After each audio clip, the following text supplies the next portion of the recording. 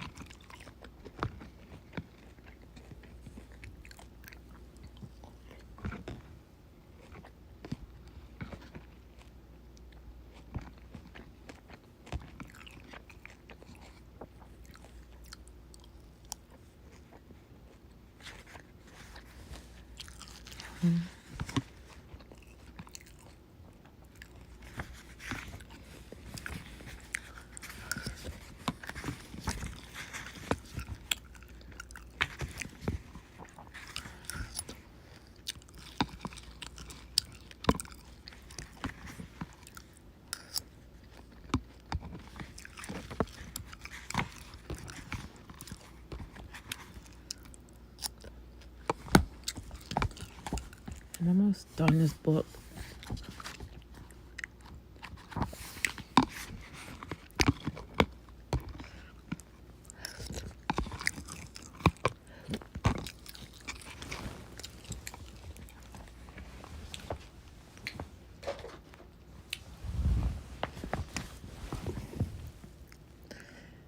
Spiritual blindness in America's military disarmament. So this said.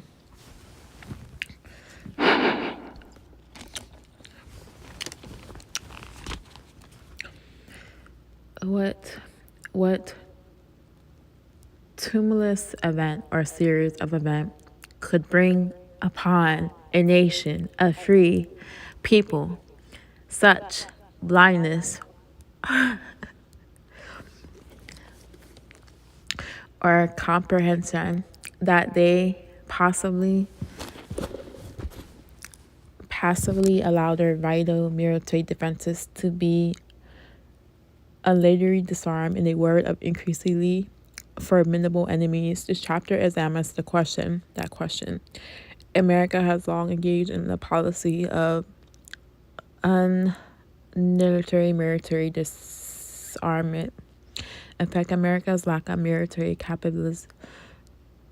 capability was so evident by 1980 that former Secretary of State Dr. Henry A. Kissinger went on record with the following testimony to Congress.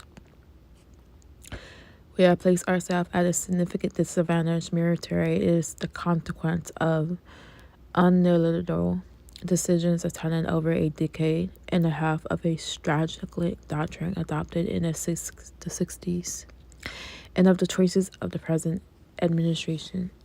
All these actions were unilateral, hence avoidable. Rarely in history has a nation so passively accepted such a radical change in the military balance. When people who have long enjoyed the blessings of God's liberty become contemptuous of the offer of that liberty, it is not reasonable to anticipate that God will reach the end of his patience and withdraw his protective hand. Chapter 7 examines America's moral decline after the Supreme Court decision outlawing prayer and Bible reading in the schools. Her Christians neutralized by the environment clergy let it happen. Could it be that a terrible spiritual blindness followed in the wake of this blatant abandonment of God, rendering the people unable to divide the truth from error? Were they therefore unable to discern what was happening militarily to our country, resulting in peril to our freedom if such a policy was not stopped? Otherwise, how in such a violent world of enemies sworn to our destruction could American Christians abandon God's mandate of eternal vigilance? How could they accept our government's disarming peace in our time propaganda and its corresponding proposals that America subordinate her freedoms and independence to a tyrannical, godless United Nations, leading to world government?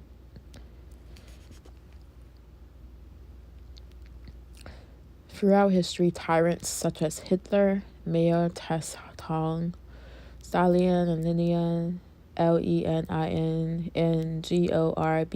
Gorbachevy, in their lust for power, have forsaken even their own people and reduced their lives to perpetual agony.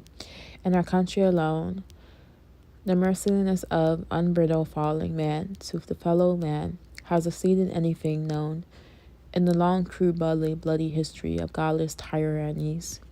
Those such as evolutionists who contend that man is improving and rising to a higher state have only to observe the record of history.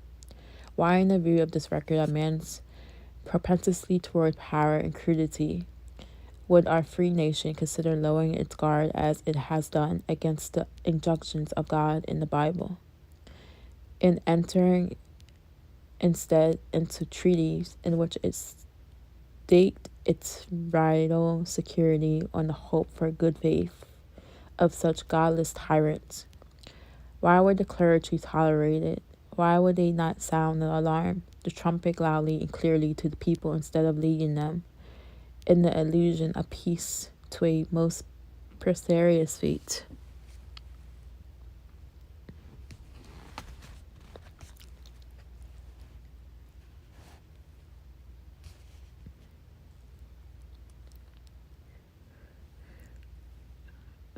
The United Nations, Big Brother, Ruthless Master.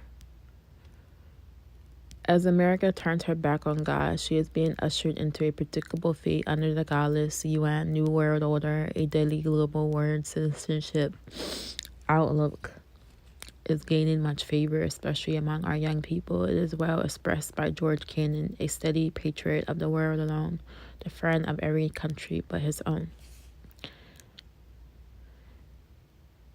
It should greatly concern Americans that we are so close to relinquishing our sovereignty to the UN.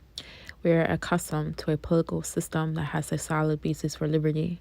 God himself, our Declaration of Independence, opens by affirming that all men are endowed by their Creator with certain unalienable rights, among which are life, liberty, and the pursuit of happiness.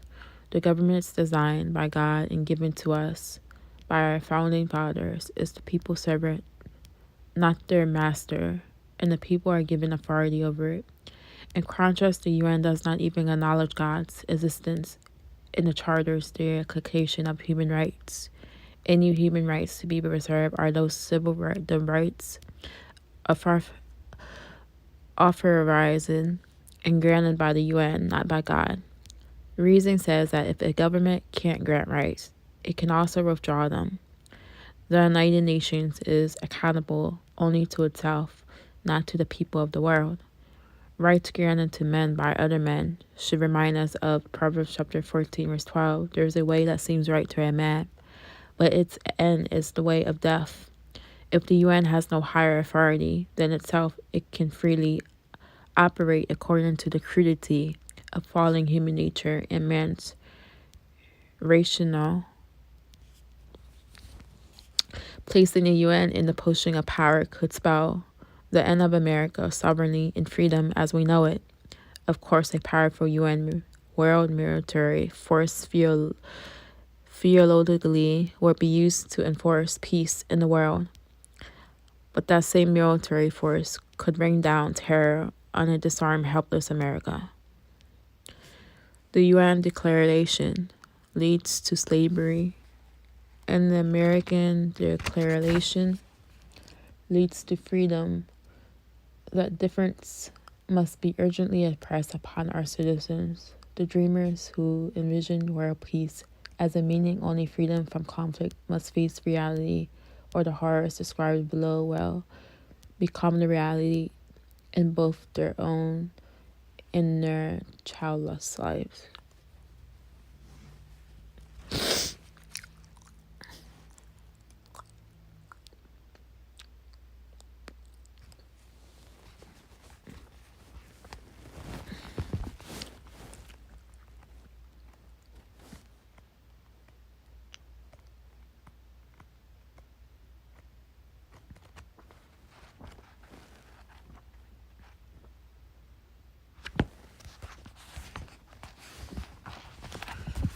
So it won't happen to us, right? Americans have lived so long in a land of milk and honey, prosperity, material wealth, and luxuries, and individual freedoms that we have nearly forgotten of what virility man is capable.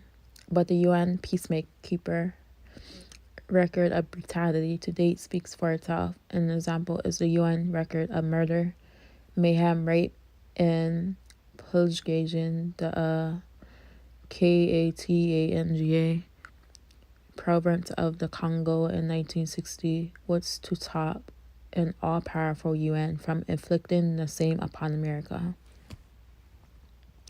We think of battlefields and wars as the primary cause of violent death. Not so, Professor R. J. Rummel writes in Lethal Politics, his book of the 20th century statistics about genocide and mass murder since 1900, that in this century 3 times more men, women, and children have died at the hands of their own governments than in wars.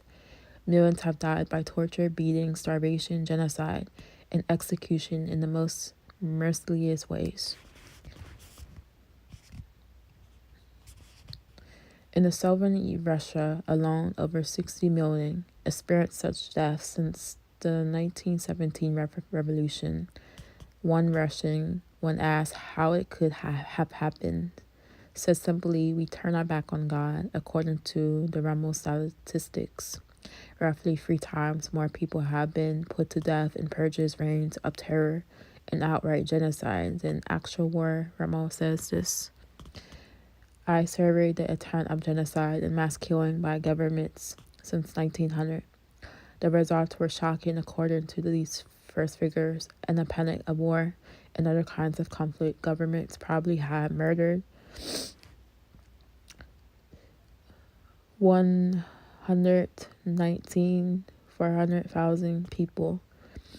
Marxist governments about 95,000 to 100,000. Of them by comparison. The battle killed in all foreign and domestic wars in this century at total 35,700.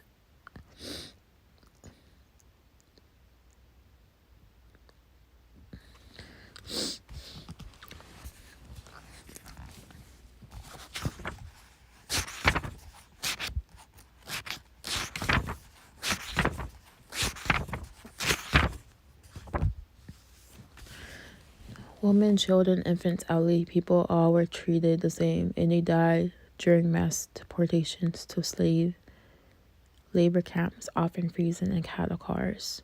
They died under crude, barbaric conditions in the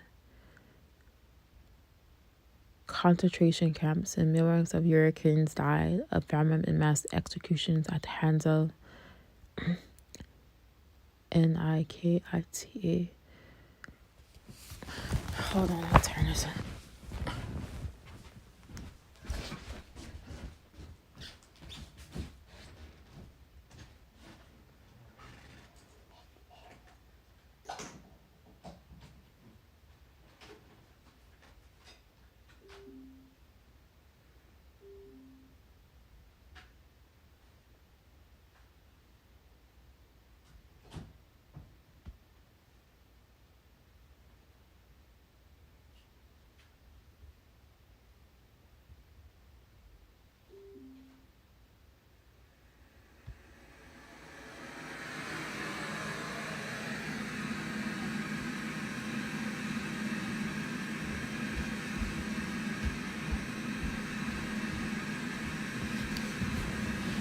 Sorry, guys.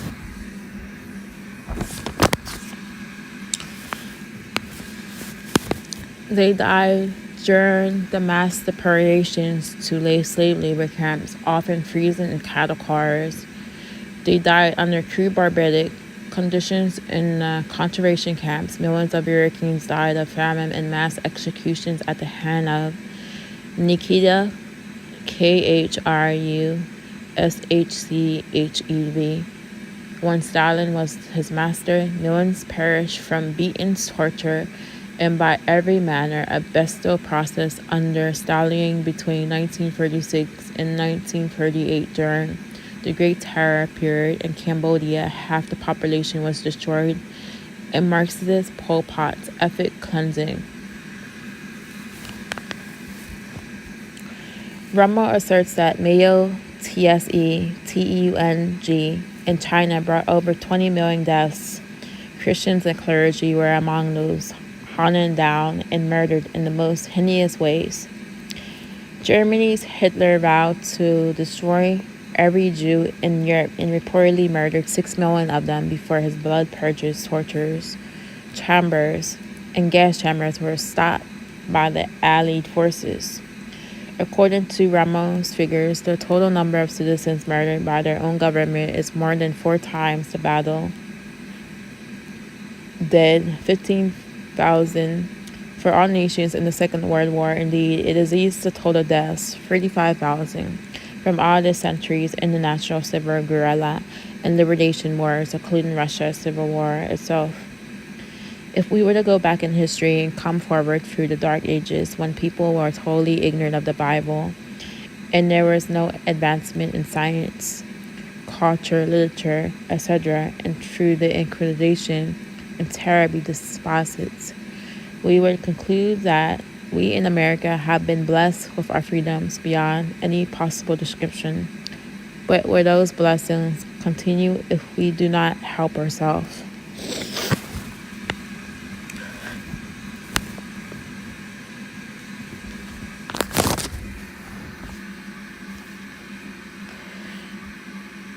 Whatever labor a government chooses for itself, whatever respectful flag it chooses to drape around itself, this hardly reality cannot be denied. Given enough power, fallen man tends to enslave his fellow man and not liberate him. Founding father John Adams, in expressing the overwhelming conscience of the fathers, wrote that there has never been an example to the contrary in history.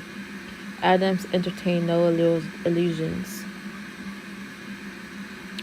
In the institution of government, it must be remembered that although reason ought always be govern individuals, it certainly never did since the fall, and never will. So the millennium in human nature must be taken as it has been and will be. Adam mints no words where human nature was concerned. There is no reason to believe that one much more honest or wiser than the other. They are all of the same clay, and their minds and bodies are alike. As to upspring others' rights, they are all equally guilty with ultimate in power. The people, when they happen unchecked, happen in unjust, tyrantly, brutal, barbarous, and cruel as any king, are suddenly possessed of uncontrolled power. The majority has, eternally and without one exception, usurped the rights of the minority.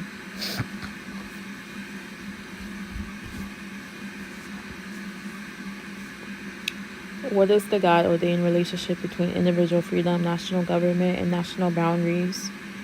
What would God say about the New World Order, a world moral trade force, and world government? Dr. H. Edward Rowe summarizes the purpose of government. The sovereign God of the universe, who created man, established nations and assigned their boundaries as the framework for the life of man on earth. Genesis chapter 10, verse 31, verse 32, and Deuteronomy chapter 52, verse 8. To provide an environment within which man and might enjoy the freedom to seek the Lord and serve him. See Acts chapter 17, verse 26, verse 37. 1 Timothy chapter 2, verse 1, verse 4. God has ordained the national government shall secure and perpetuate eternal order and individual freedom, See Romans chapter 13, verse 1 or 7, and 1 Peter chapter 2, verse 14, verse 14. The only thing that has prevented many of the nations from dropping their cloaks of respectfully has been a general compilation among them for commerce and aid for the nations such as the United States. Many nations spend billions of dollars or propaganda for the purpose of respectfully among the other nations under the New World Order, in which national boundaries and sovereignty or have been swaddled up in a world government and a world military force. There will be no need for cosmetic restrictions or barbarity in any form. Thus, when God ordained as part of his plan for freedom that nations should have independent boundaries, his ordinances has in fact a form of a restraining order, opposing a check on man's unbridled falling human nature. See Romans chapter 13, verse 1, verse 7, 1 Peter chapter 2, verse 13, verse 14. Political freedom being of God as is a spiritual concept.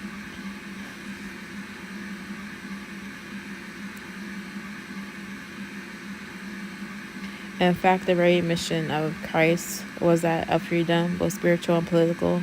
Political freedom frees man to serve God with all his mind, heart, and strength in every dimension of life, and to enjoy boundless blessings given in return for such loyalty. Political freedom inevitably flows out of spiritual freedom, from the bondage of corruption into the glorious liberty of the children of God. Romans chapter 8, verse 21. God established freedom and national independence as inseparable and near seabed of the liberties in the pursuit of happiness. God gives us, with violation, the right to choose the road we will take. Deuteronomy chapter 30, verse 19, and he wants us to choose life. But it's up to us if we choose life. Total commitment and obedience will be required.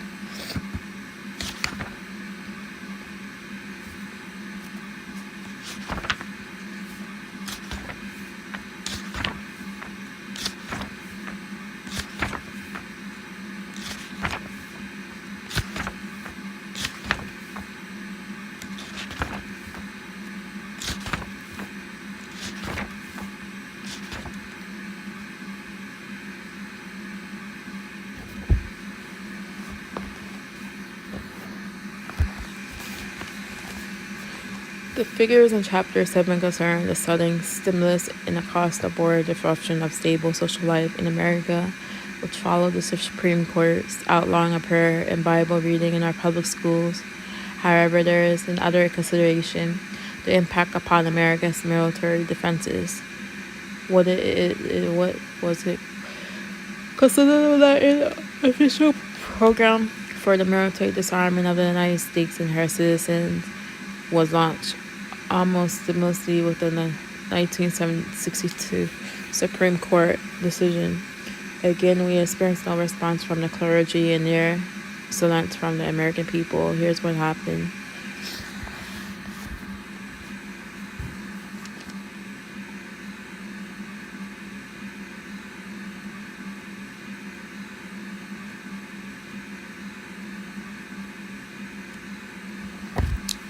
On September 25, 1961, President John F.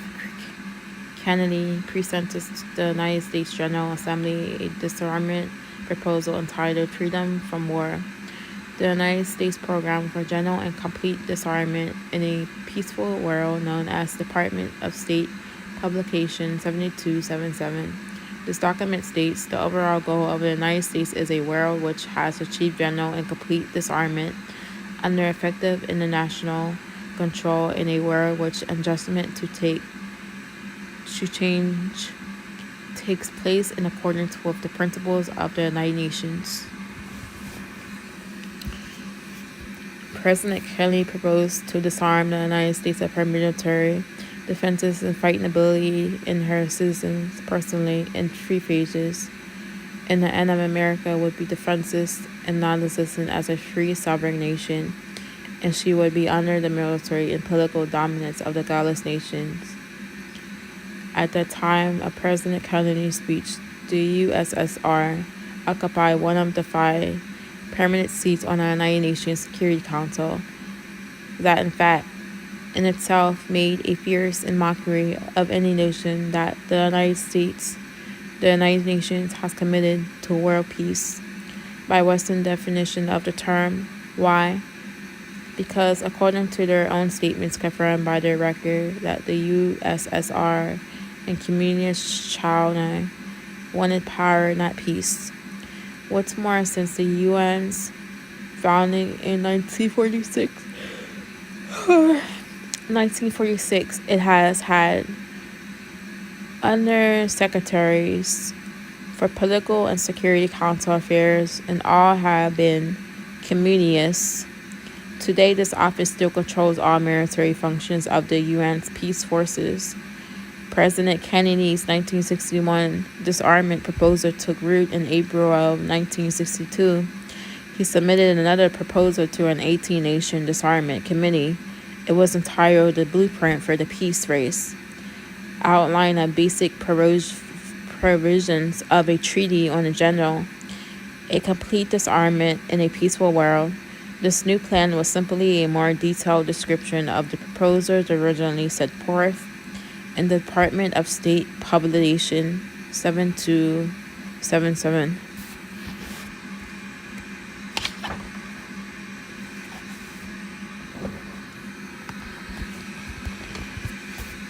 Did anybody outside of the government sound the alarm about the state publication 7277 to the unsuspecting American citizens? Yes, copies of that infamous State Department document were obtained by evangelical preachers and reprinted by the hundreds of thousands and distributed to their followers.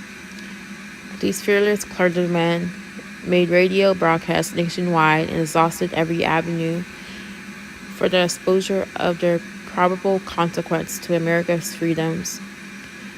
The leftist media branded them as extremists and paranoid, but our government leaders were absorbed in fanciful policies such as peaceful coexistence and dented, which by their essence were based upon trust and assumed the good intentions of those vowed to America's destruction.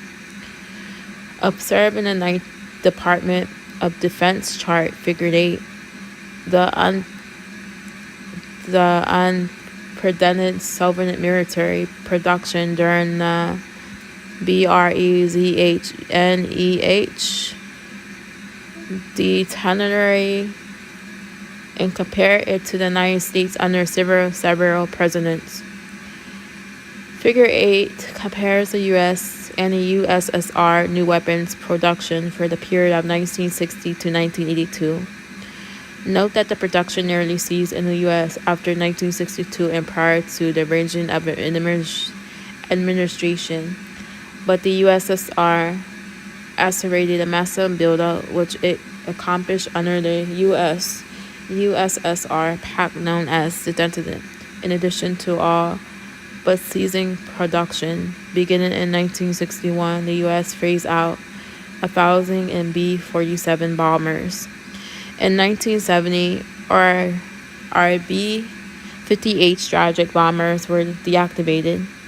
President Carter in 1977 canceled the BM-1 bomber, which was to replace or obsolete the B-52 bombers. The number of U.S. strategic missiles was frozen at the 1967 level.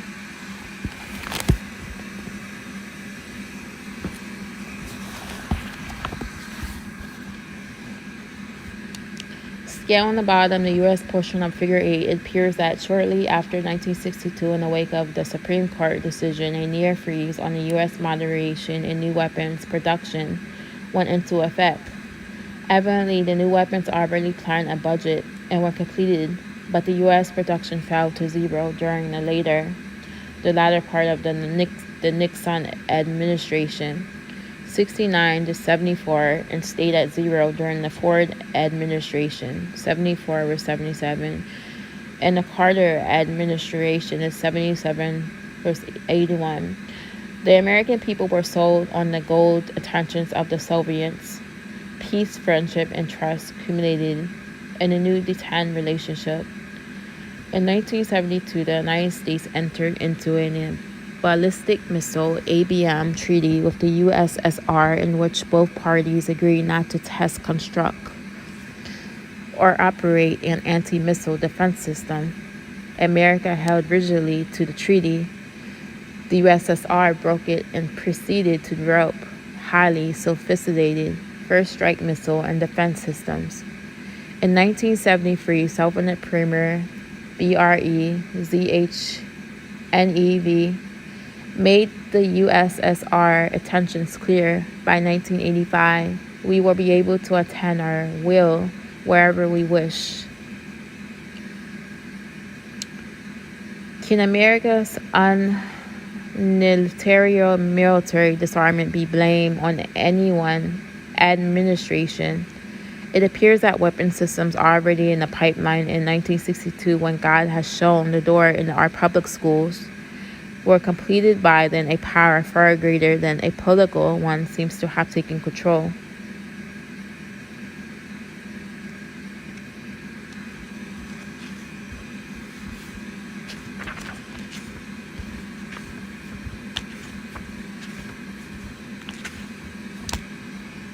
By 1980, America's military crisis has too acute. The presidential contender Ronald Reagan made it a major election issue.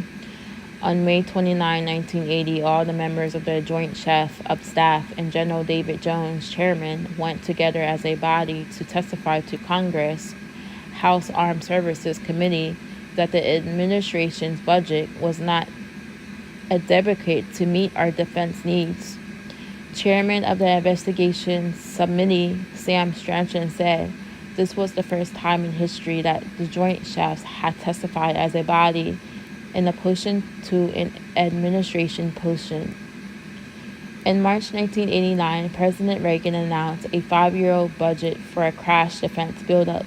By 1988, every penny of the Reagan defense buildup announced in March 1981 has been deleted, plus an additional cut of 38 billion.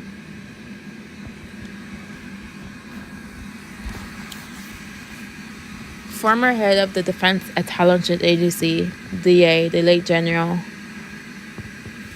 Daniel Graham, recognizing the increasing dangers to America from a surveillance ICBM first strike, called together an association of our nation's top scientists and asked them to devise a purely defensive non-nuclear system for defending our cities against a surprise missile attack. They did, and it became known as a strategic defense, anticipated SDI. In brief, it consisted of superfast knitted energy rockets, space-based exercises, and SBIs, which were launched from satellite and could attack and destroy missiles anywhere in the world after leaving their launch sites. For example, an SS-18 ICBM launched from Russia, Communist China, and North Korea, Iran, or any other such country carrying 10 nuclear warheads, the target on 10 different American cities would be detected upon launch.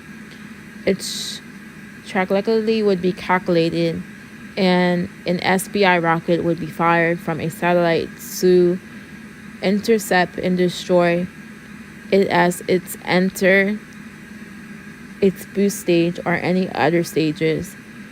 Thereafter, in 1983, President Reagan disclosed this revolutionary, expensive defense system to the American public by television. The media mockingly called it Star Wars, since no one effort has been spared in certain congressional circles to prevent the actual development and deployment of SDI. What is being challenged is the Clinton administration policy of intentionally leaving American cities and territory open to missile attack. Most Americans have no idea that our country is undefended. This policy of defensiveness is referred to by the Heritage Foundation as the sorry legacy of potentially keeping the United States of America vulnerable to a missile attack. On May 14, 1993, the Orlando Central carried headlines. Aspirin writers, Star Wars observed the story open 10 years and $30 billion after the President Reagan declared his vision of a leak-proof shield against a sovereign nuclear attack. The Star Wars program is officially dead. Defense Secretary Les Aspern told a news conference at the Pentagon, "Today we are here to observe another point of passage, which is the end of the Star Wars era."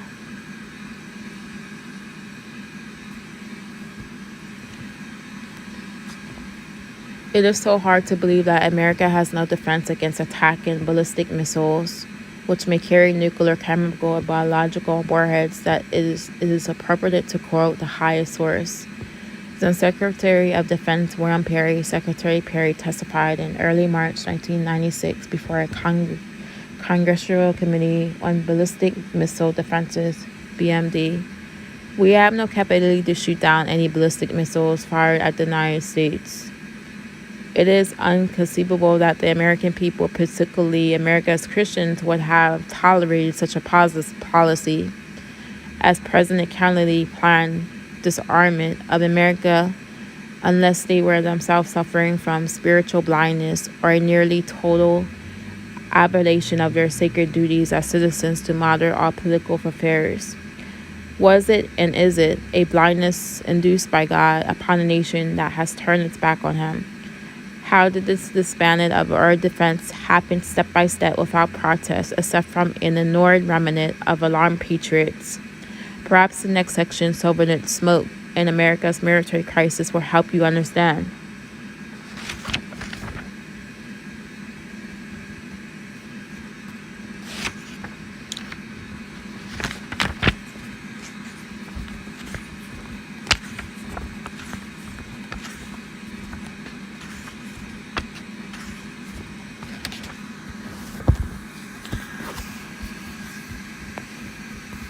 Geopolitical historians explain how a succession of glaciations, PRESTROIKA strategies were orchestrated to keep communists alive under every Soviet leader since the USSR was born on January 19, 1918. In each case, the GLASNOSTPERESTROIKA strategy was a deception designed to fool the Western world into believing the Soviet Union was abandoning its communist ideologically and was ready to join the community of nations. The code words used to mislead the American and West European public were terms such as peaceful coexistence, determinate normalization, and restructuring. The purpose of the Soviet deception was to disarm the West and obtain financial and technical assistance to continue increasing Soviet strength, pursuing their goals of global communism under their toleration rule. The first make-believe reform orchestrated by V.A.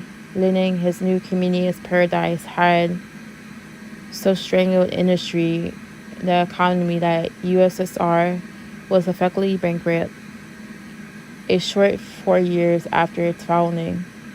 To obtain new life from the West in 1921, Lenin renounced communists, fostered the image of moving toward a free enterprise economy, and portrayed the reform government as pro-Western.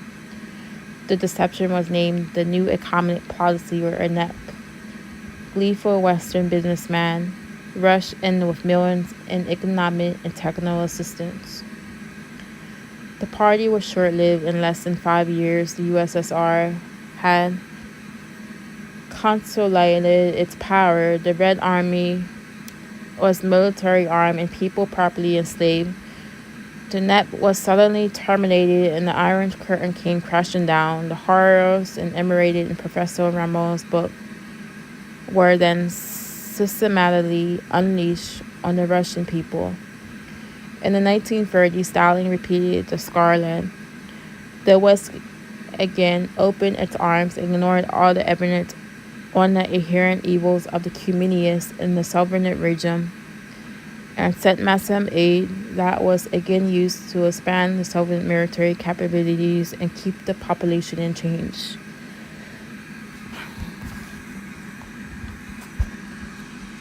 Consider the threat against America made by sovereign strategist Dmitry Manilski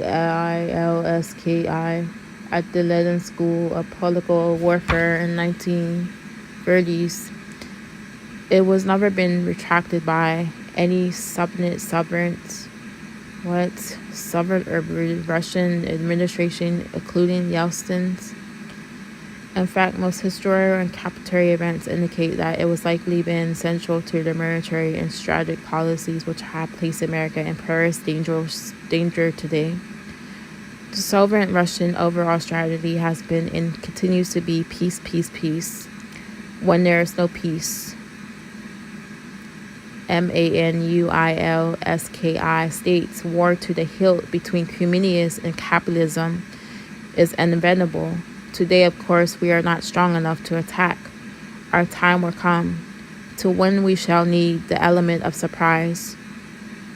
The bourgeois will have to be put to sleep, so we shall begin by launching the most spectacular peace movement on record. There will be electrifying overtures and underhood of concessions. The capitalist countries, stupid and decade, would rejoice to cooperate in their own destruction. They will leap at another chance to be friends. As soon as their guard is down, we will smash them with our clenched fists.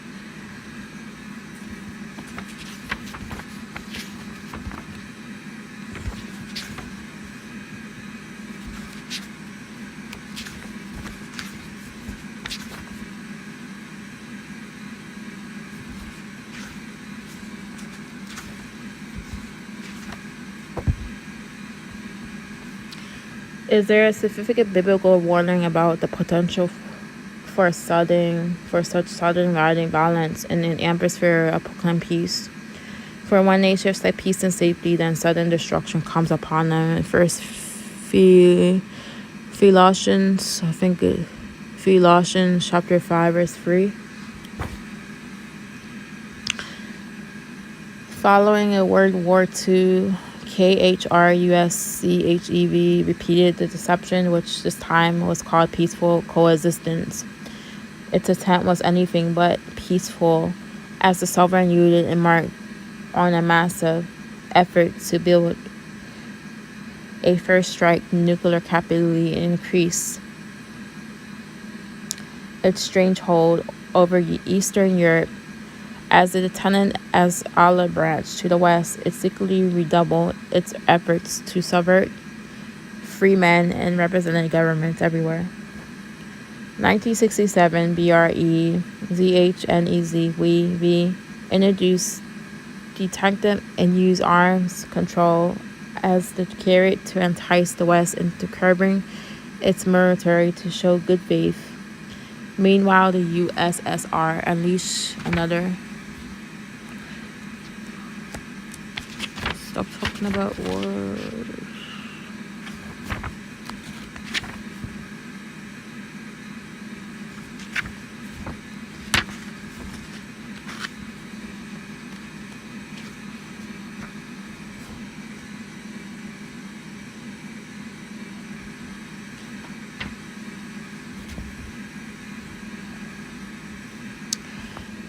For to suppress the West and military capability as primary task in its expansion toward world domination. Again, Soviet military expansion was financed in large part of the Western credit intelligence. Reports uncovered their plans, including their intended use of arms control to gain an advantage. But the West chose to ignore the information. The United States, mindless of the realities of communist and Soviet practices, entered into good faith treaties with the USSR, such as the ABM, SALT, and IINF, and START, IN2, whatever that is, By 1980, the Soviet Union had achieved a first strike capability and surpassed the United States in that arena by any nation's measure of effectiveness. Missiles, warheads, throw weight, severity, reliable, and regular exercise of capabilities. Indeed, it was the strength and the clear absence of a U.S. massive reattachment policy that led President Reagan to call for a new policy based on SDI, which would defend America's cities and population. Another Glasnost, PERSESTROIKA deception was launched in 1985 under the MIKHAILGORBACHEV.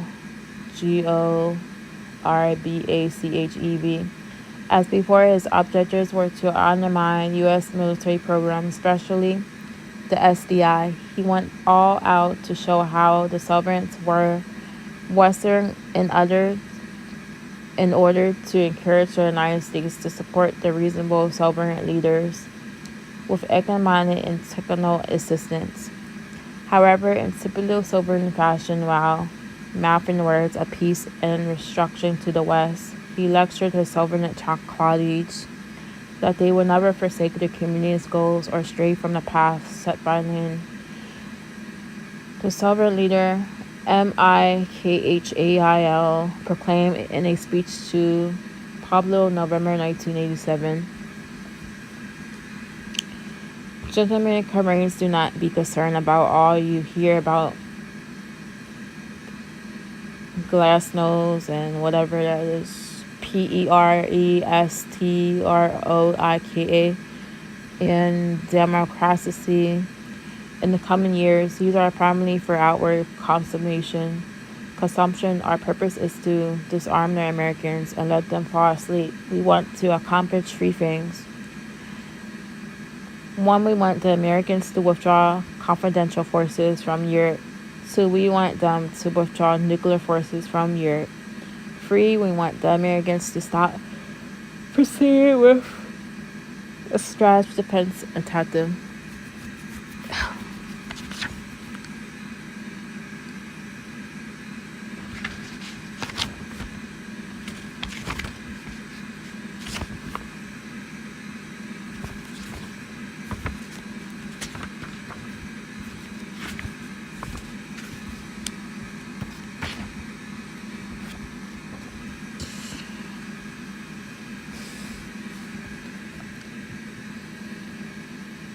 So it says, in 1991, noted communist POLITBURO member Boris Yeltsin suddenly renounced communists and embraced democracy.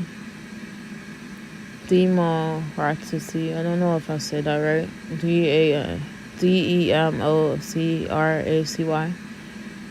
Marx also called for democracy dependent upon how one defines it and threw it out. Gorbachev, GORBACHEV, in a bloodlines coup, our leaders intimately seized the high ground and claimed credit for the sudden victory in the Cold War, but the truth was quite different. Joseph D. Douglas, Ph.D., concluded, in reality, we never won the Cold War. The sovereigns lost it. Now, within the efforts of the West, led by the United States to keep them sovereign, their toleration leaders in power and communists alive. Next, we were told there was no remaining sovereign threat, nor could one be reestablished in less than a decade. While sovereign submarine missiles forces and most of their land-based ICBMs remain intact and on station, none of the 3,500 strategic warheads are aimed at us, and we are told.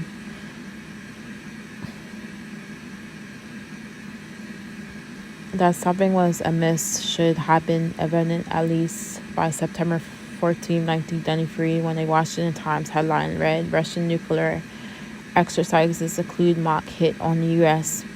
The lengthy argument was based on interviews with top Clinton administration military strategists, with Mr. Seven Kramer, director of the White House Office of Arms Control for 6 years during Reagan administration. The Russians had established effective control over all former Soviet strategic weapons in a new Commonwealth of Independent States and were continuing with their strategic moderation programs. An unclassified testimony to the Congress Defense Intelligence Agency reported that Russia that had in production 75 strategic ballistic missiles, 8 strategic submarines, and 20 bombers per year. Moreover, these figures did not include the factories in the Ukraine that still produce ballistic missiles, bombers, and ballistic missile defense components. In addition to production, Russia's strategic moderation program included the development of the 2 new land-based missiles, one a hard-to-find mobile system of which the United States has none, a new submarine-based strategic missile, a new strategic ballistic missile submarine, and construction of deep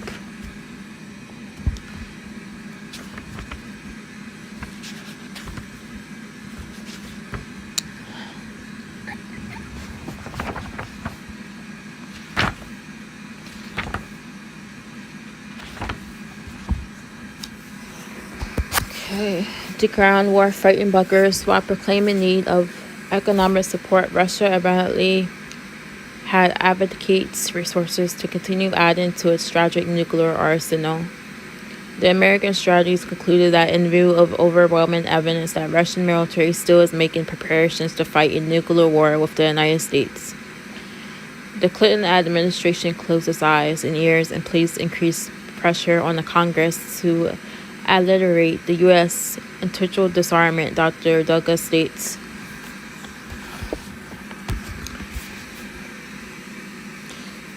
So, a variety of defectors, we also learned that the Russians are no more complying with the chemical and biological warfare treaties than were their Soviet predecessors, and we also learned that those capabilities are over 10 times larger than intelligence had previously estimated and are potentially more powerful and attentive than their already formidable nuclear forces. Unquestionably, there has been massive changes in Russia and more will come, but in what direction and to whose benefit is anyone guess. The KGB is stronger than ever. The old communist bosses still rule, albeit with different titles, and have consolidated their base up the power. Some movements are underway to reestablish control over various newly independent states and breakaway republics. Nevertheless, America is still sighing with relief over the end of the Cold War and the death of communists continued to cut back its defenses throughout the Clinton administration. The course of the decline in American defenses pre-Dallas are shown in figures 9 and 10. Figures 9 and 10 are based on government statistics, and their consequences were explained clearly in early 1991 in testimony given by then Secretary of Defense Dick Cheney and Joint Chiefs Chairman General Colin Powell. Both men warned repeatedly that the drastic defense spending cuts would be dangerous to America's security unless there was a guarantee that the world remained forever in a state of related peace during the 1 week. So I guess I'll just show this.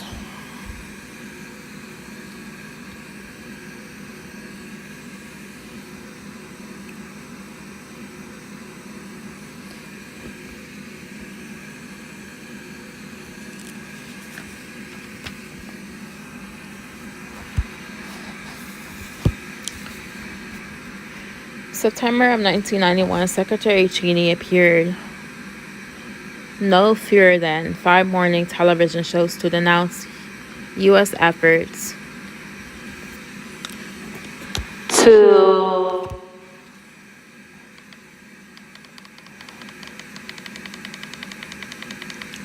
to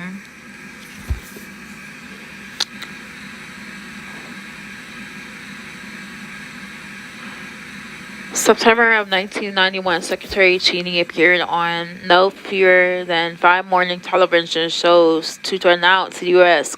efforts to dismantle our own air defenses. The sovereign's objectives have been largely achieved. Americans can afford to place their hope in Russian leaders, most of whom are lifetime hardcore Marxists and Leninists who rose to membership on the Politburo. As president of the Soviet Republic, Boris Yeltsin committed genocide against the freedom fighters, the people of the tiny province of Chechnya. The army has conducted the war in Chechnya with terrible brutality, and the Russians have leveled Grozny to the capital. Can you imagine what it will be like for disarm a United States under the UN-based New World Order, which is fast coming upon us? The words of Manuilski in the pronouncement and actions of the Gorbachev and Yeltsin. We don't need to be worried about the New World Order, crisis and control. Far being dead, communist in Russia today is alive and determined to resolate its power.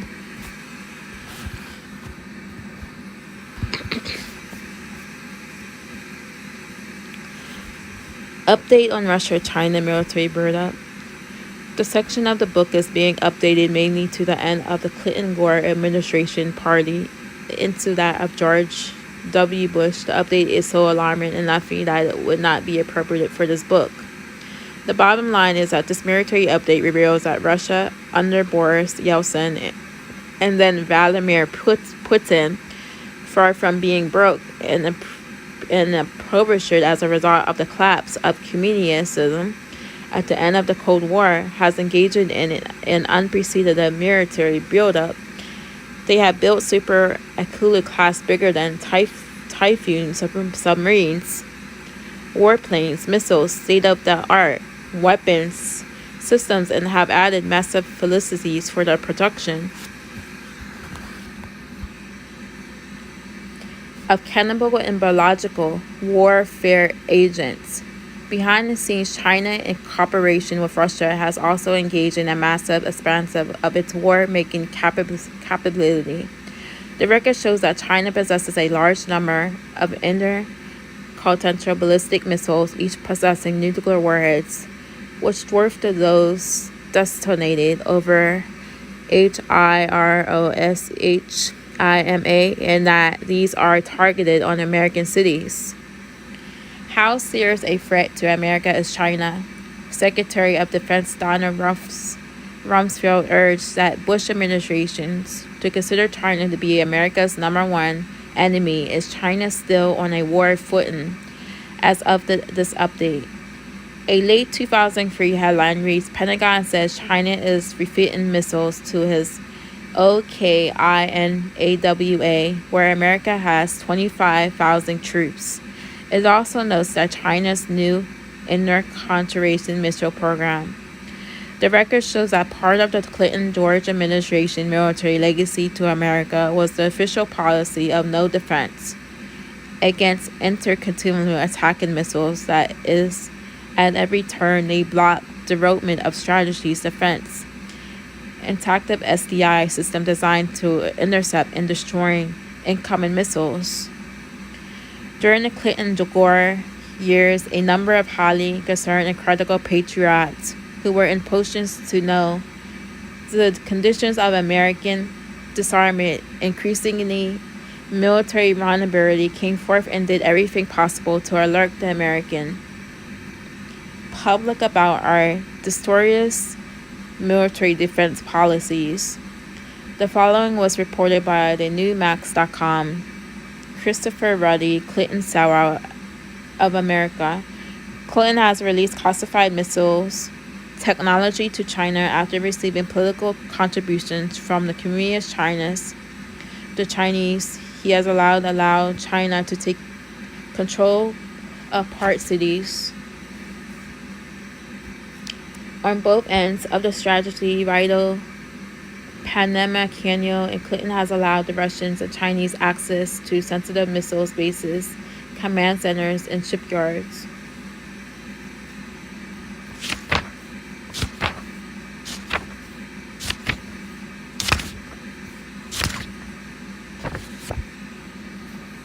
Here is another example about one of the numerous attempts by one person, U.S. Senator James, to sound an alarm both to the U.S. Congress and to American public.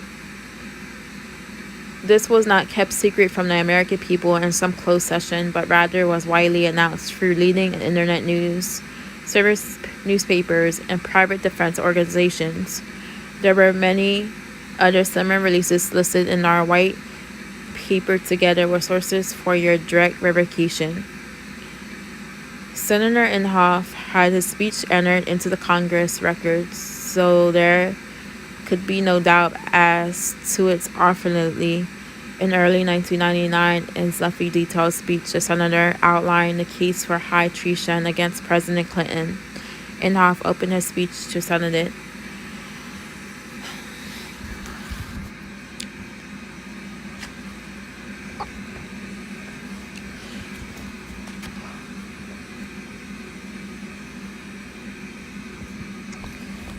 I'll leave it alone.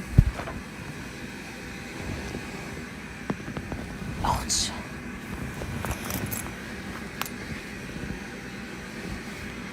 So it says, Mr. President of Senate, I want you to listen. I'm going to tell you a story of ESPIL and AGE's conspiracy, deception, and cover-up. A story with life and death implications and political implications for millions of Americans. A story about national security and a president and an administration that deliberately chose to put national security at risk, while telling the people everything was fine. If it was written in a book, it wouldn't sell because no one would believe it. If it was fictionized in a novel, few could conceive it, but it is true.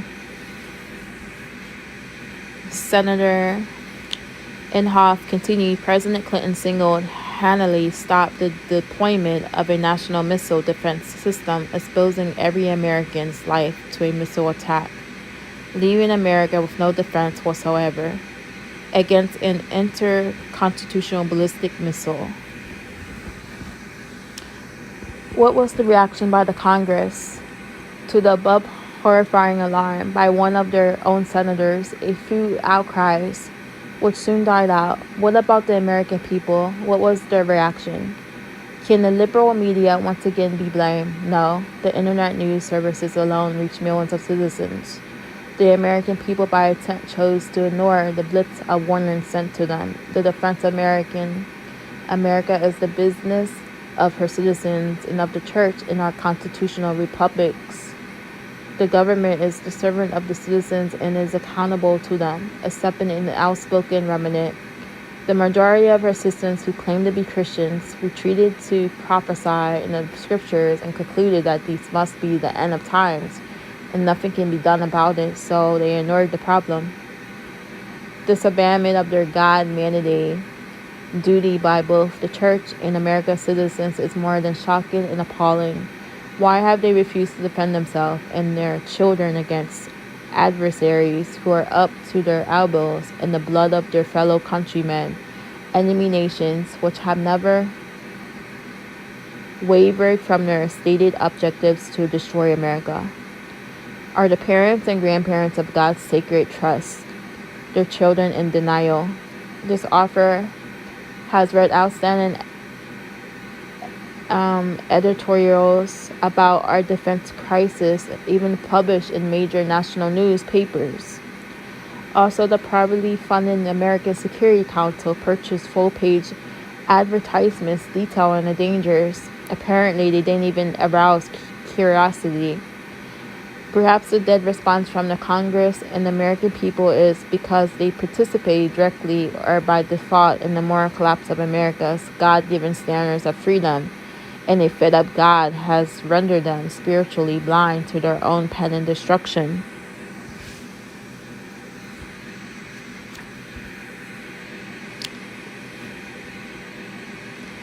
There is a pillow in 25th century history. It concerns World War II.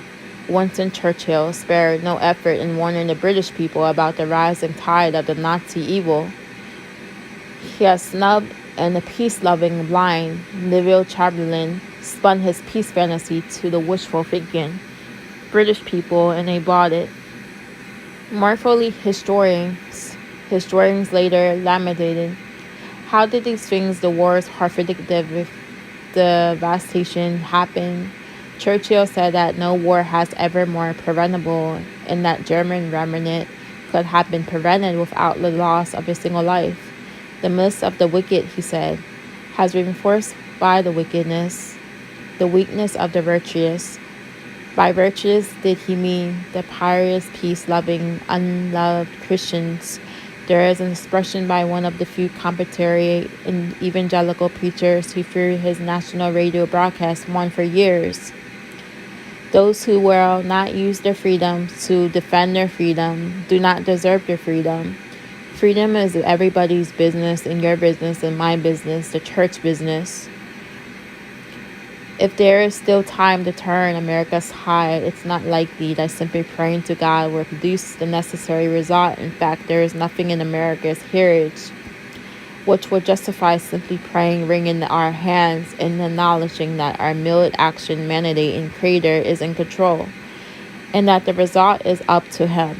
That's not a declaration of faith, but a non-faith based on escapism. George Washington prayed, but he also led real armies that fought real battles. All the way to Yorktown, David might have stood across the valley and prayed that God would topple Goliath, then wait for God to act. Instead, he made himself available to God, who almost always used human agency to accomplish his purpose on planet Earth.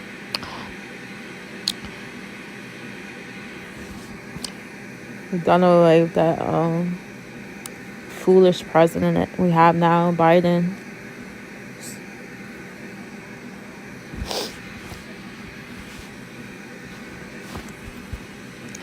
It appears that the administration of George W. Bush is engaged in all-out effort to building a strategic defense integrated SDI to defend our cities, and they are taking other actions to try to cover our vulnerable bases. Don't try to guess the answers. For starters, contact the sources below and ask for an accountant. If the Bush administration measures up, great, encourage them. If not, you'll be equipped to take the necessary action. One of your first objectives should be to determine the policy and status of the development and deployment of a missile defense system, SDI. A second objective should be to verify Undersecretary of State John R. Bolton's statement titled U.S. says China, Russia, Cuba, Syria, Libya, and active terrorism, in which he reportedly said Beijing and Moscow are unquestionable the two largest sources of weapons of mass destruction that end up in the hands of ravaged nations dedicated to the destruction of the U.S. When you contact the organizations below and news services listed in the white paper, ask them what you can do. Be frank, and they'll give you the hard, truthful answers. Many historical Bible prophecy scholars declare that America has passed the point of the no return, that it is too late, and there is no hope for the saving our country. They need to read the opposing view of God Himself. Hi. Oh, thank you for listening.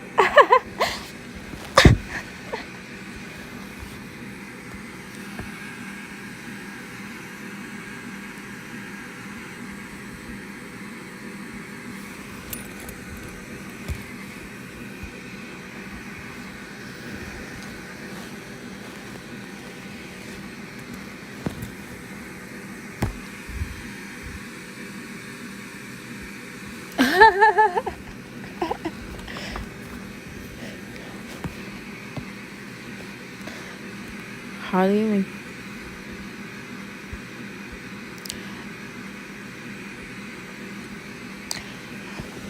I I'm not on my regular live, so I can't, like, what do you call that? Make you a moderator right now because I'm on that Streamlabs.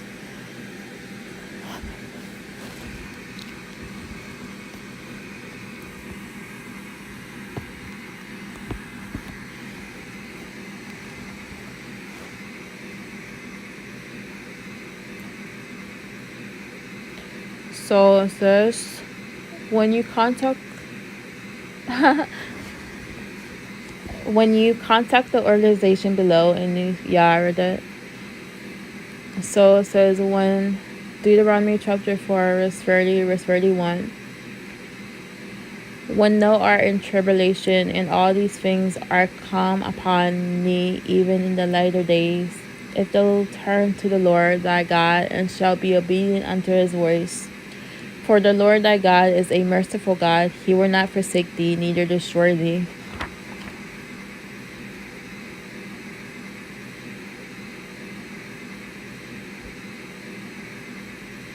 So it says contact these.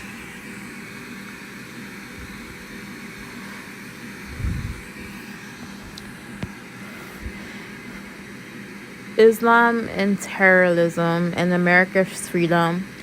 Currently, one of the most admitted threats to America is Al Qaeda. Al Qaeda, I can't say it right. Al Qaeda terrorism. Why? Because of its anti-democratic prejudice, its vicious criminal goals, its murderous religious motivation, and its covert suicidal methods of operation, which specifically target free societies taking advantage of the freedoms they offer and unrelenting craze of effort to destroy them. There are many fronts on which America is under attack, both extremely internally, with potentially lethal threats to her existence as we know it.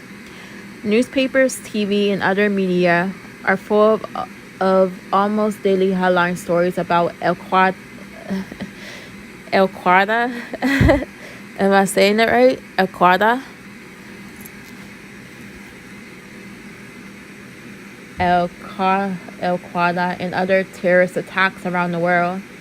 And we wonder where this seemingly invisible enemy of America will strike next, perhaps on our soil on a scale that may make 9/11 look like a dress rehearsal.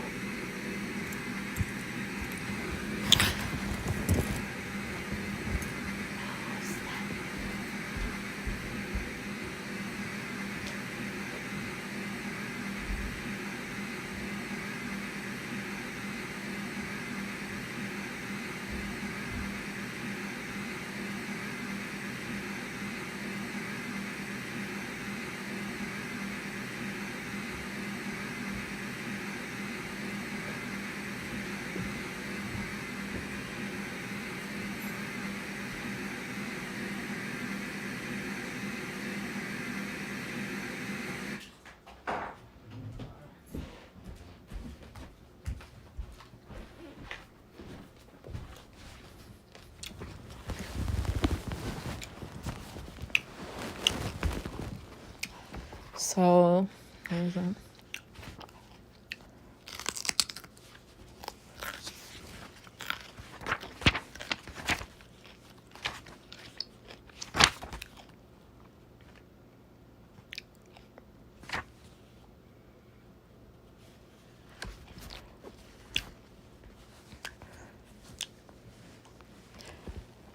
And other terrorist attacks around the world, and we wonder where the seemingly invisible enemy of the armed America will strike next, perhaps on our soil, and on a scale that might be already. The events of September 11th, 2001 must never be erased from memory.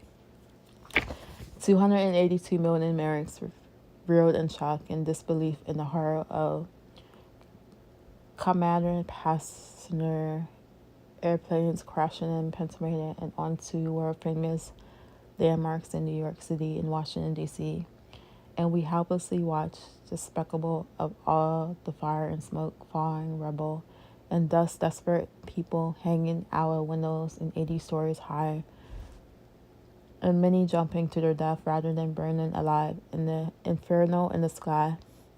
Then the final mighty crash of the towers killing almost 3,000 innocent people.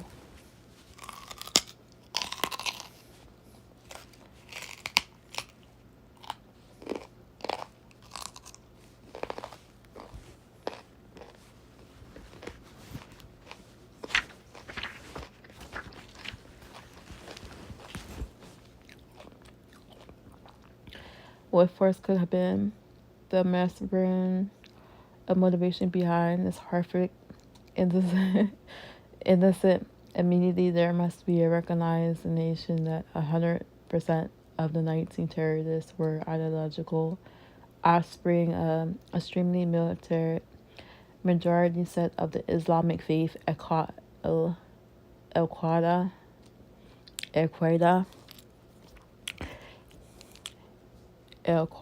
and 15 of the 19 were citizens of Saudi Arabia. Despite the sincere disclaimers voiced by the nation's government officials, the schools of numerous mosques throughout the world regularly drill into the heads of their young students a bitter hatred of an outspoken vows to destroy America. The great Satan justified by their interpretation of their holy textbook known as the Quran.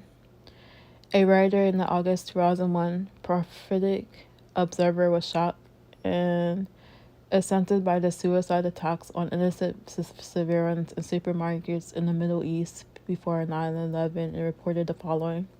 Yes, there are many peace-loving Muslims in the world today, but such is the case in spite of, and not because of the primary document of their faith.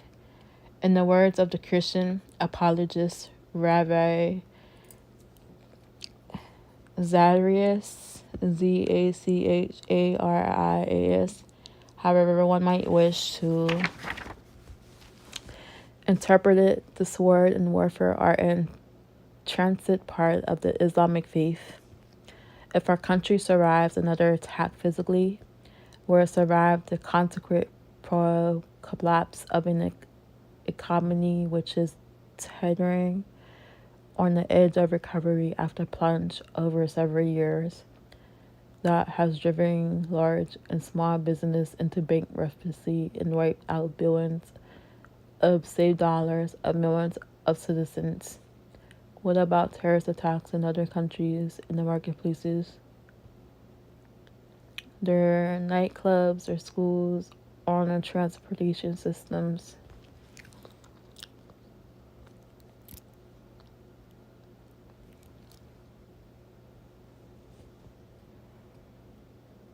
Terrorism, including Al-Qaeda, is more than an American problem. It is a global problem. It is more than a religious problem.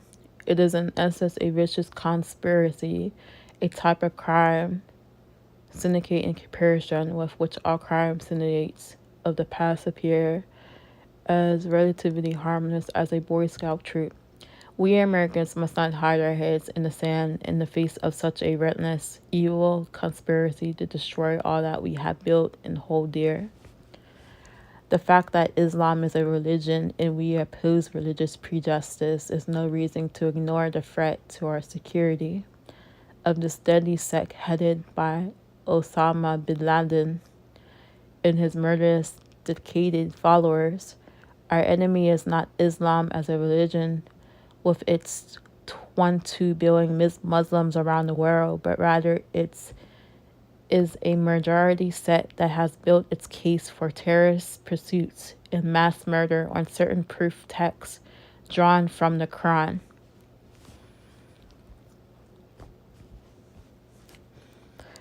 The Stalinist and Maoist communists was a type of atheistic religion also, yet millions of Americans oppose it as the major threat to America in a time right up to the day that Berlin Wall came tumbling down largely as a result of the leadership of U.S. President Ronald Reagan.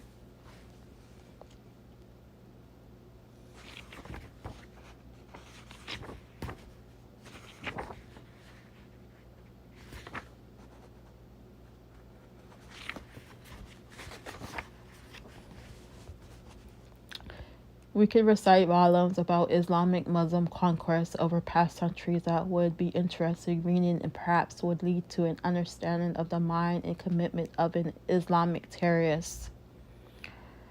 But that knowledge would not add one iota to the defense of America today. Were Islam perhaps in cooperation with Russia, China, Iran, North Korea, or other such nations proved to be God's instrument of punishment for a disobedient, corrupted, God-mocking America? Or were a godly, fearless remnant aspire and lead America to unprecedented greatness? Back in America's colonial days, our young nation had its birth in a prolonged struggle for our freedom. It was not enough for the founding fathers and colonists to know their enemy. They first had to know God and Jesus Christ. Thus, the motto of the War for Independence was "No king but King Jesus." Today, knowing the mind of an Islamic terrorist is not enough. America's present condition of increasing vulnerability can be understood. It is as if God has lifted his hand of protection from our nation because of our turning our backs on him. The offer of our liberty, when we must first make amends with him, and such amends must not be patronizing in nature.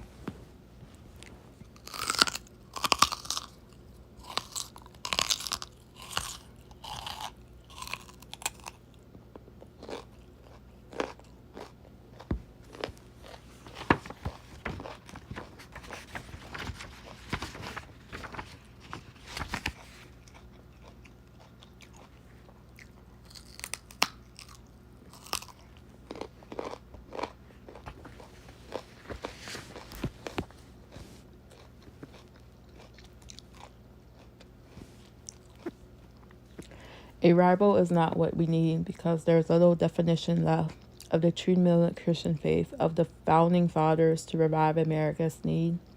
A full-scale reformation to undo and correct the many ways in which we have tried and exuded his patience through blinded disobedience, mocking and turning away from him. As I set forth in this book, a dedicated Christian remnant can spark the reformation God promised it. I'm gonna turn this thing back on. And there's this weird neighbor next door. He's keep watching. It's me.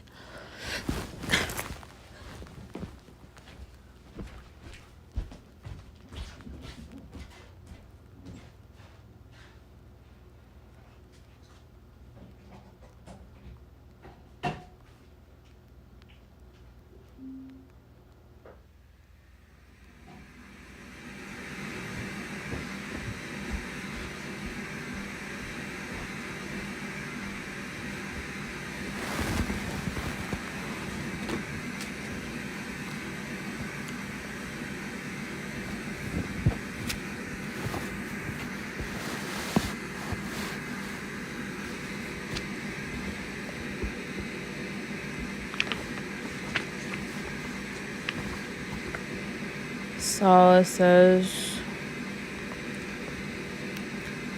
what's next? If your country survives another attack physically, will it survive the consequent probable collapse of an economy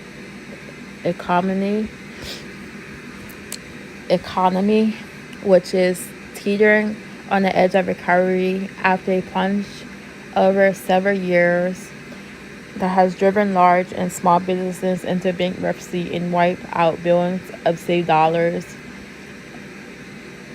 of millions of citizens? What about terrorist attacks in other countries, in their marketplaces, their nightclubs, their schools, on their transportation systems? Terrorism, including Al-Qaeda,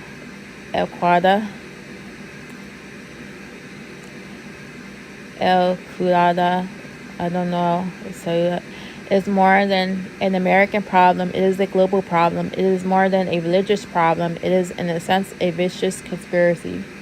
Did I already read that?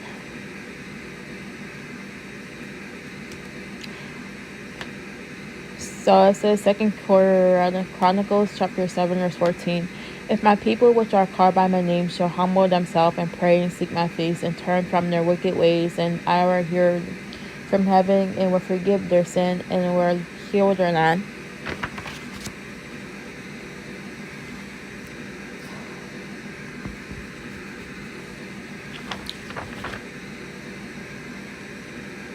So consider the seriously picture of George Washington on his knees in prayer in the freezing snow at Valley Forge before he led his army into battle against the most powerful military force in the world.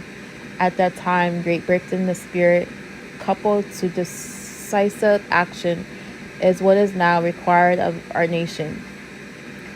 We need God's divine hand in the protection of our nation, as Martin Luther would say. His hand is a mighty fortress which can protect us and empower us to prevail even against our most deadly enemies. Today, America's terrorist enemies must be reorganized, exposed, and hunted down by all the intelligence and investigate services and military might of the United States until the last breath is drawn by the last bullet.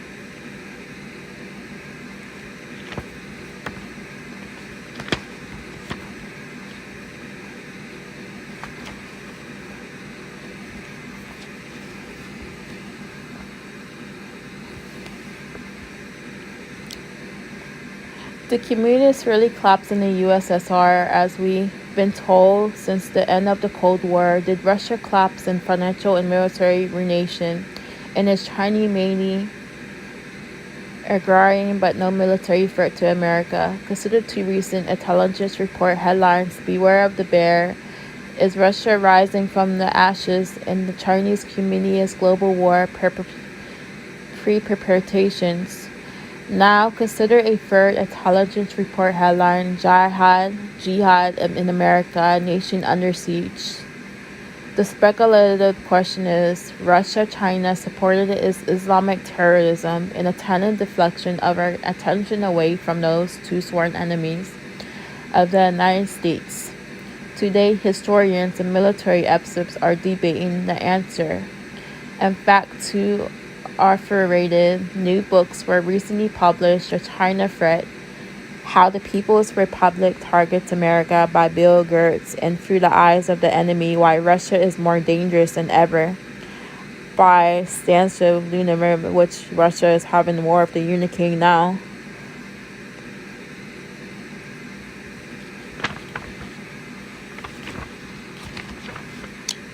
Bottom line, can America continue to hope for the best, to take a chance that our enemies meanwhile smugly assuming that we are the most powerful nation in the world? Or must we go all out to build our military defensive capabilities with true strength? Policy ACA, pray for peace, but prepare for what?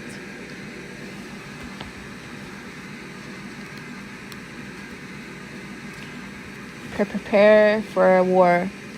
What would God have us do in view of the nature of our enemies, sworn to our destruction and up to their knees in the blood of their own countrymen?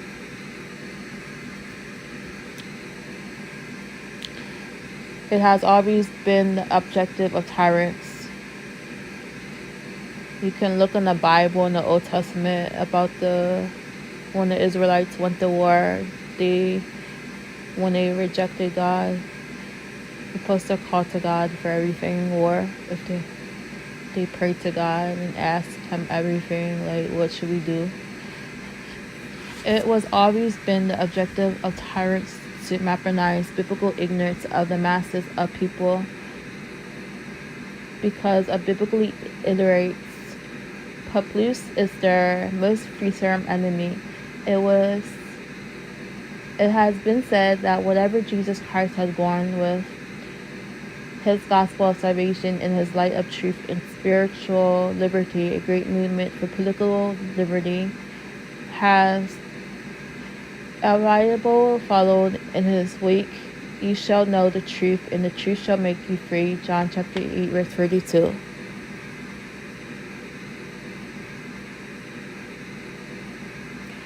To illustrate, Hitler first outlawed God in the schools, then reduced the clergy and the potency, casting thousands of them into the death camps. Also, communist nations opposed death penalty on civilians caught with a Bible or a Bible tract. This brings to mind a 1990 U.S. Supreme Court case, Report v. Magdalene, which ruled it is unconstitutional for a classroom library to contain books which deal with Christianity, or for a teacher to be seen with a personal copy of the Bible at school.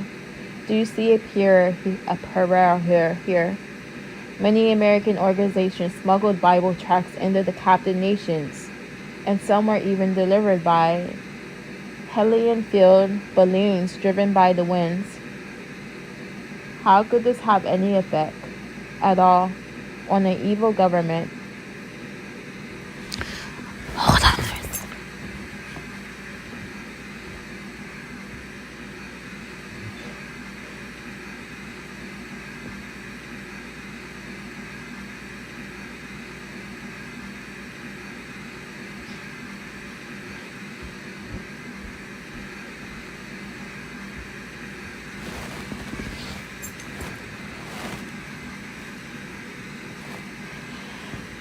Many American organizations smuggled Bible tracts into captive nations, and some were even delivered by helium balloons driven by the winds. How could this have any effect at all on evil government? The workers of darkness and iniquity understand the transforming power of even one page from God's word. They also understand the threat posed by those who believe in that word and would like nothing more than to eliminate Christians from the picture.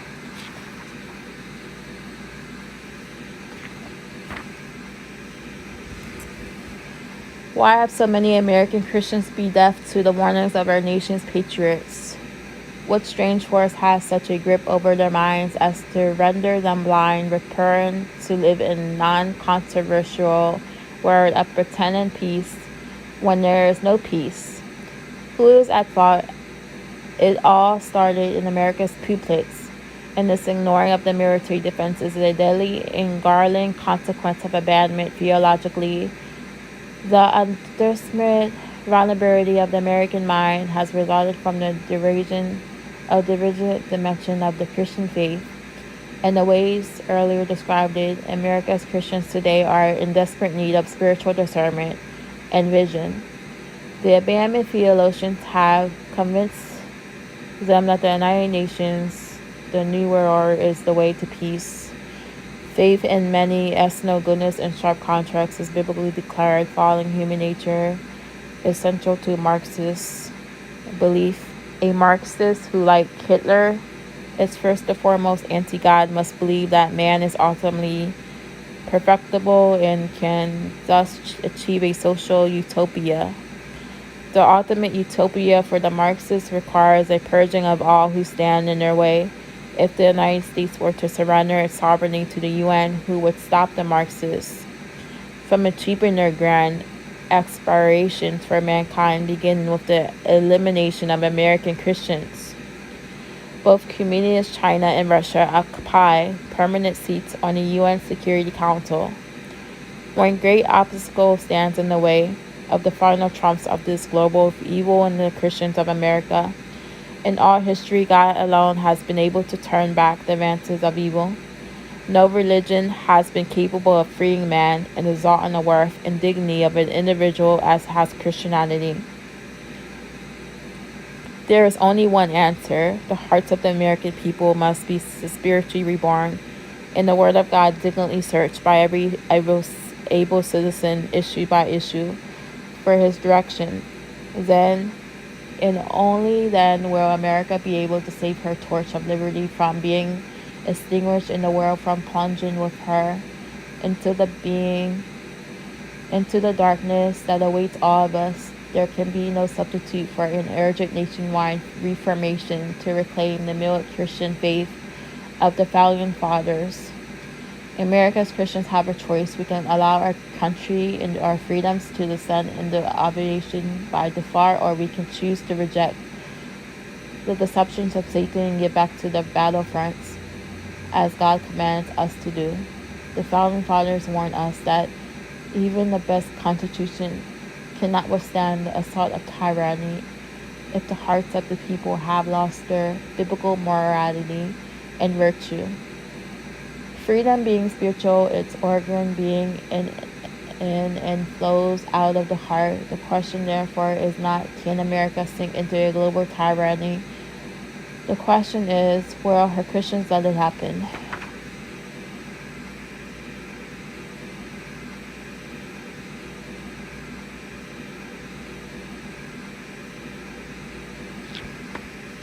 Wow. Talks about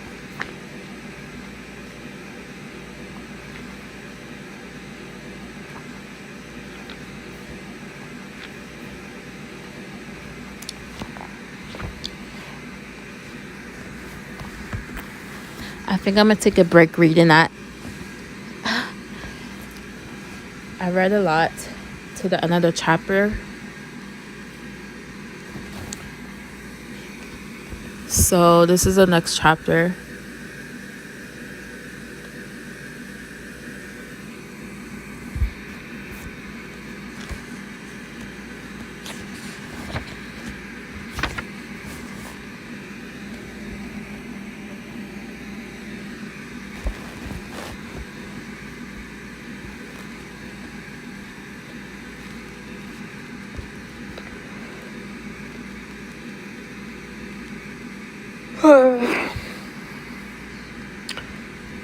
I have this book.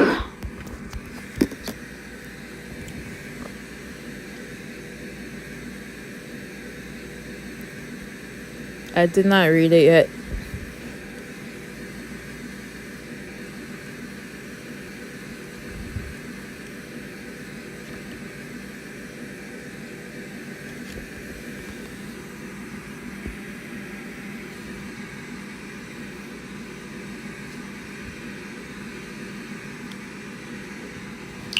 So I don't know.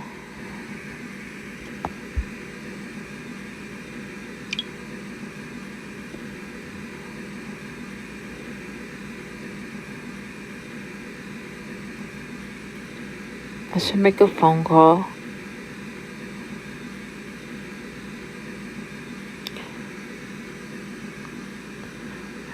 How was your day?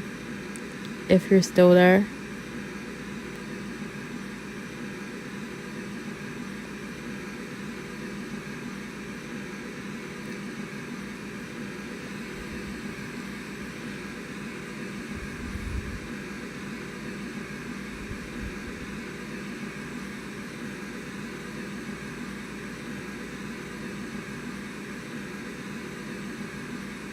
Tomorrow's gonna snow.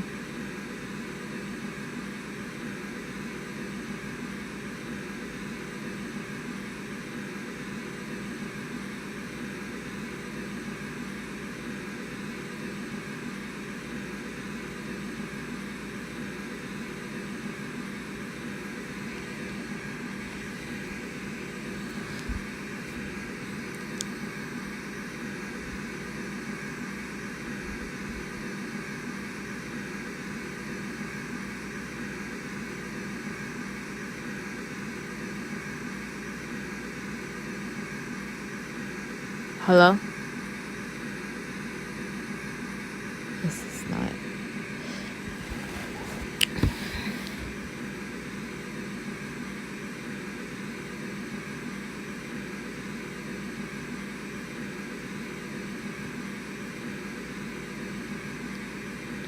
Wait, I'm gonna hang up and come back live.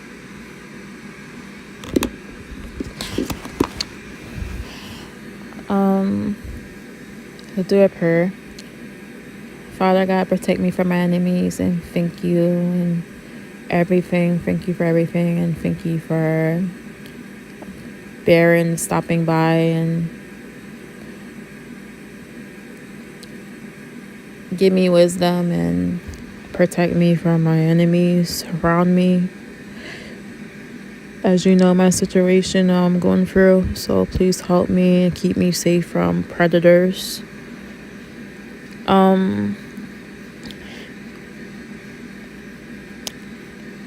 Blessed bearings, and thank you for waking me up this morning and continue to give me wisdom. Amen. Okay, see you later. I'm leaving. Bye.